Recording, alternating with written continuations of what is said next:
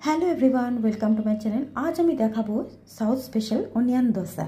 तो चलुन এই যে দেখছেন এই যে ব্যাটারটা এটা আমি হচ্ছে 1.5 কাপ ডাল আর হচ্ছে 3 কাপ চাল, এটাকে আমি খুব সুন্দর করে রাত্রিবেলা সন্ধ্যাবেলা ধুয়ে আমি এটাকে ভিজিয়ে রেখেছিলাম আর তারপরে আমি এটাকে বেটে নিয়েছি। আমি 3 ঘন্টা ভিজিয়েছি, তারপরে আমি বেটে নিয়েছি।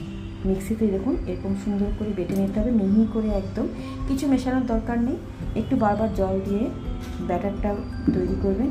আমি স্টোর করে রাখার জন্য বেশি করে করেছি। আপনারা 1 কাপ ডাল আর 2 কাপ চালে করতে পারেন। সেখানে আতপ চাল আর সেদ্ধ চাল, আতপ চাল দুটো মিশিয়ে নেবেন আর বিউলির ডাল।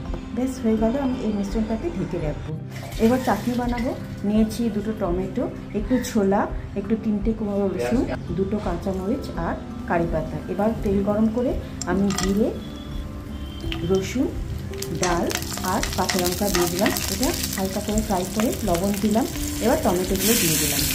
এবার এটাকে ভালো করে একটুখানি আর সঙ্গে কারি পাতা ভালো করে ফ্রাই করতে হবে।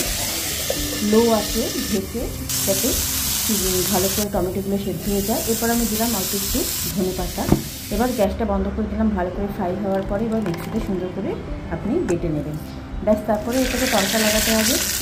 তেলের মধ্যে কারি পাতা, শুকনো লঙ্কা, সরষে ফোড়ন দিয়ে এটাকে আমি তড়কা লাগিয়ে দিলাম। হয়ে গেল আমার চাটনি। এবার আমি চলে এলাম ব্যাটারটাকে ভালো করে আবার রেডি করতে। এবার প্যানের মধ্যে তেল গরম করলাম আর একটা ব্রাশ দিয়ে তেলটাকে স্প্রেড করে দিলাম।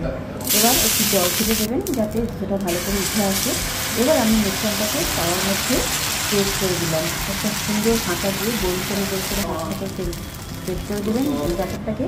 তারপরে দিলাম আমি কিছুটা সাদা জিরে এবং কুচনো পেঁয়াজ, যত খুশি পারবেন তত খুশি দেবেন। খুব ভালো লাগে বেশি করে পেঁয়াজ দিলে।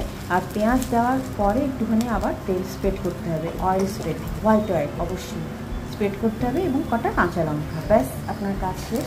এবার আস্তে আস্তে লো ফ্লেমে এটাকে ফ্রাই করতে হবে। দেখুন সুন্দর করে উঠে আসবে এভাবে। ব্যাস আমার ডোসা রেডি। খুব সুন্দর হয়েছিল, খুব সুন্দরও হয়ও। এটা ভীষণ টেস্টি হয় এবং খেতেও ভীষণ ভালো হয় আর শরীরের পক্ষে তো ভালোই। এবং এরকম আমি পরপর অনেকগুলো বানিয়ে নিয়েছিলাম, তাই আমি দেখাচ্ছি। ব্যাস আমি এই যে চাটনি, টমেটো চাটনি আর দইটাকেও তড়কা লাগিয়েছি। সুন্দর একটু গার্নিশ করে আমি সবাইকে দিয়ে দিলাম। কেমন লাগলো বলবে। ভালো থাকবেন, সুস্থ থাকবেন। Thank you.